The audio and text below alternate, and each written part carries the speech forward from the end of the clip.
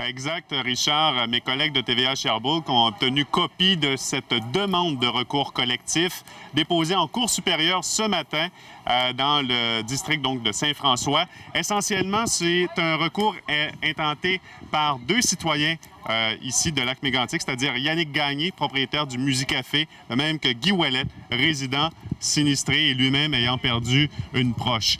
Ces deux personnes-là, donc, demande à la Cour d'autoriser un recours collectif contre Rail World, le holding qui chapeaute entre autres MMA, Montreal, Main and Atlantic Railway. On poursuit également la compagnie d'assurance. On veut également essayer de poursuivre le grand patron de MMA, M. Burkhardt, qui était venu ici, vous en souviendrez, la semaine dernière, qui avait reçu un accueil pour le moins glacial, on peut dire ça comme ça. Donc, c'est presque tout l'organigramme de la MMA qui pourrait éventuellement, et je parle au conditionnel, qui pourrait être poursuivi. Il faut comprendre le processus, Richard. C'est embryonnaire. On demande à la Cour d'examiner ça pour voir si oui ou non, on peut aller de l'avant avec un recours collectif. Ultimement, ce que ça peut donner, des montants d'argent substantiels pour dédommager les commerçants, les gens qui ont tout perdu, les gens qui ont vécu du stress, qui ont perdu des proches également. Donc, c'est tout ça que la Cour devra regarder. Je vous dirais qu'on s'y attendait.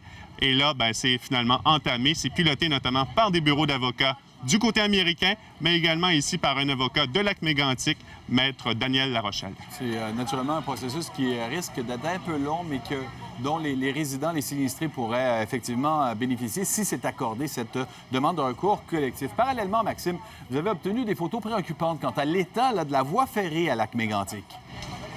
Richard, il faut que je vous montre ces photos qu'un citoyen nous a apportées. Vous savez, on a beaucoup parlé de l'état, de l'inspection des rails ici, avant l'accident.